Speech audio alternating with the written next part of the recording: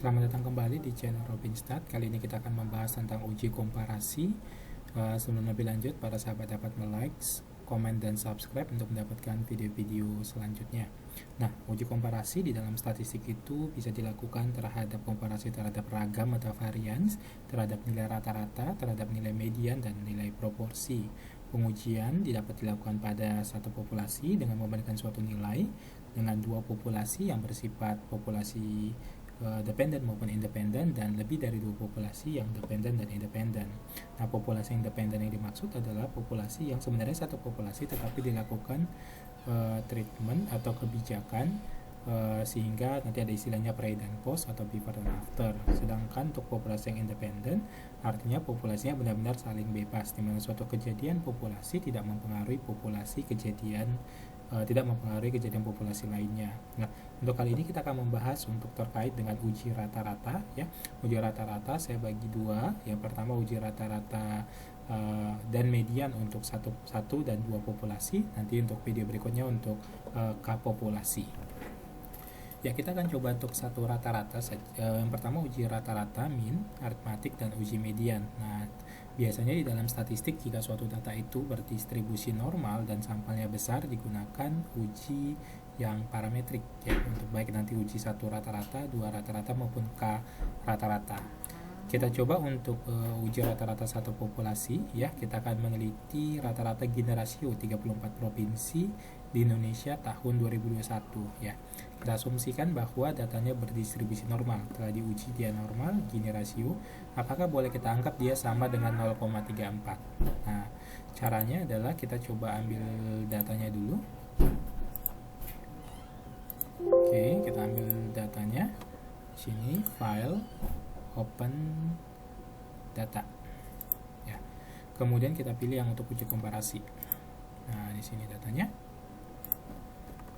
Nah, kita mau menguji gini ini, apakah dia secara rata-rata 34 provinsi ini sama dengan 0,34. Caranya analyze. Kemudian kita pilih compare means, kita pilih one sample. Ya, karena tadi dia kita asumsikan dia berdistribusi normal ya, atau kita boleh uji dulu ya, kita uji non-par di sini one sample, analyze, tadi non-par kita pilih legacy one sample, Kolmogorov Smirnov ya. Nah, kita uji data IPM, data gininya distribusinya normal atau tidak. Nah, di sini dia berdistribusi normal ya.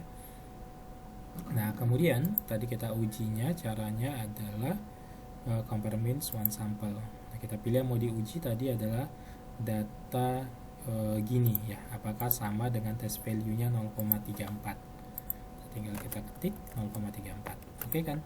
Nah, sementara di sini kita lihat nilai probabilitasnya. Ya, nilai probabilitasnya uji T. Nah, di sini one side maupun two sides ya.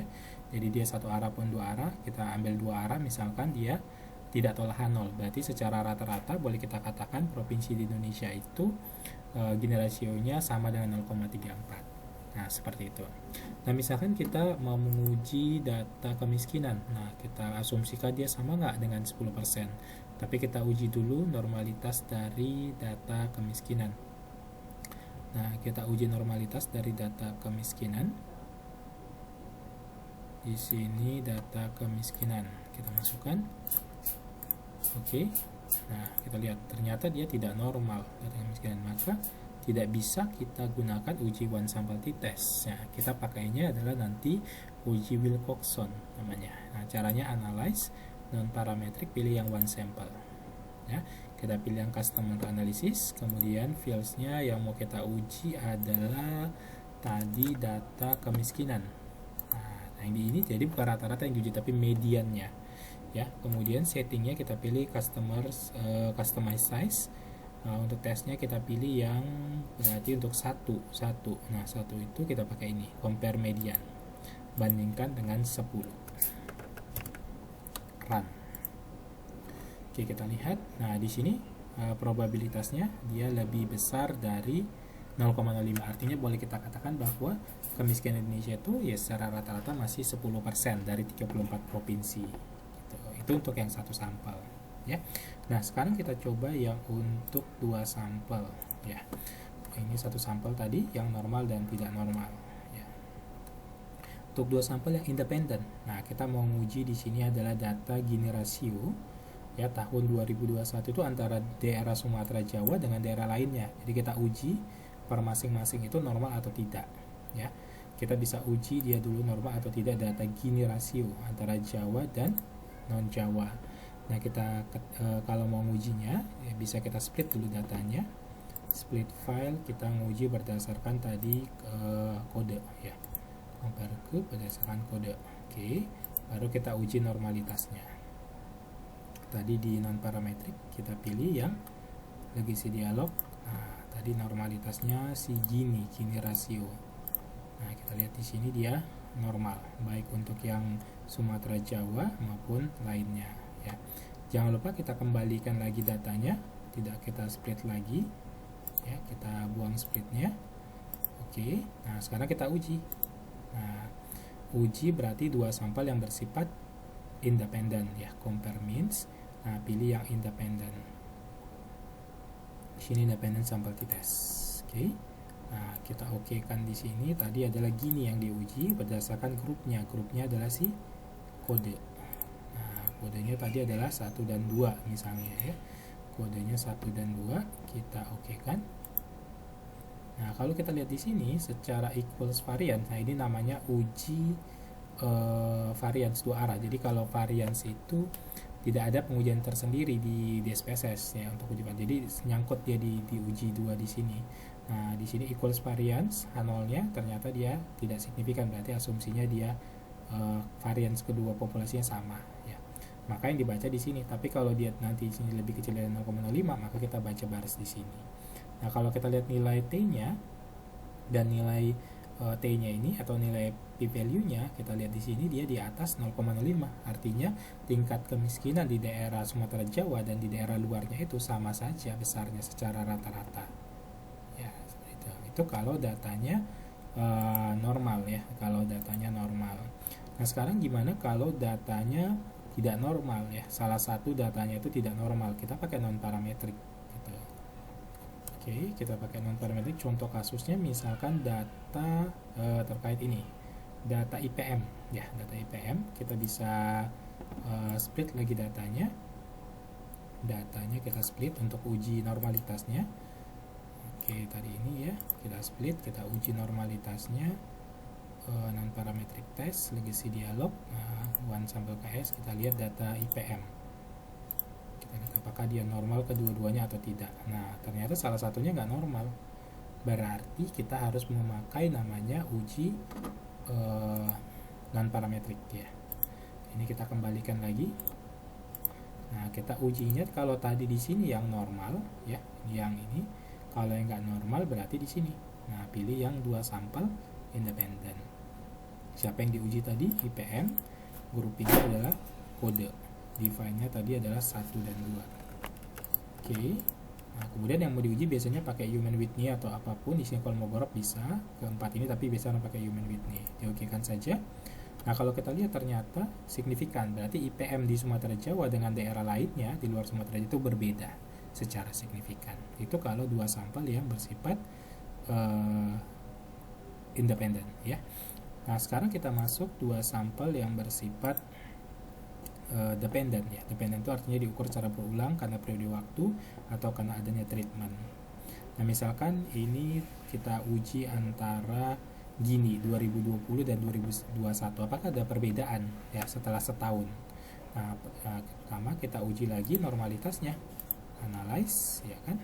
Kemudian kita pilih yang non parametrik, uji legacy dan one sample KS. Nah, ini kita buat Gininya kita uji secara sekaligus ya kan. Nah, kita lihat dua-duanya ternyata normal, berarti yang kita gunakan adalah compare means yang di sini pair atau match atau berpasangan. Nah, di sini berarti kita uji si Gini 2020 terhadap Gini 2021. Nah, oke, kita okekan saja. Nah, kita lihat di sini ternyata dia signifikan ya. Kalau kita lihat di sini, coba kita ulangin sekali lagi. Analyze, compare means, pilih yang pair t-test ya, pair t-test. Nah, ini dia tadi adalah si Gini 2020 dan Gini 2021 ya, kita lihat tadi. Oke kan?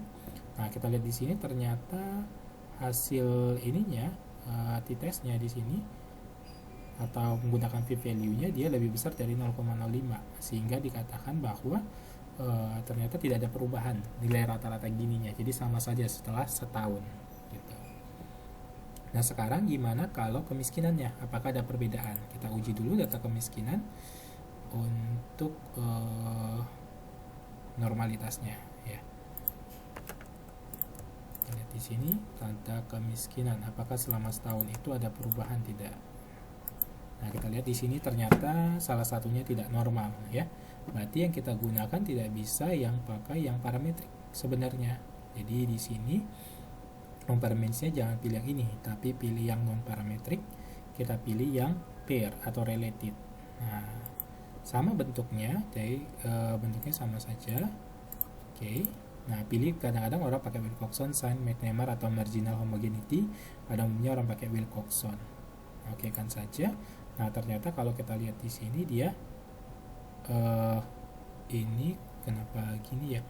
Gininya sama dengan hasil tadi ya. Kita mau coba kemiskinan. Tadi kan miskin yang tidak berbeda, yang tidak normal. Berarti di sini dia pilih yang miskin ya.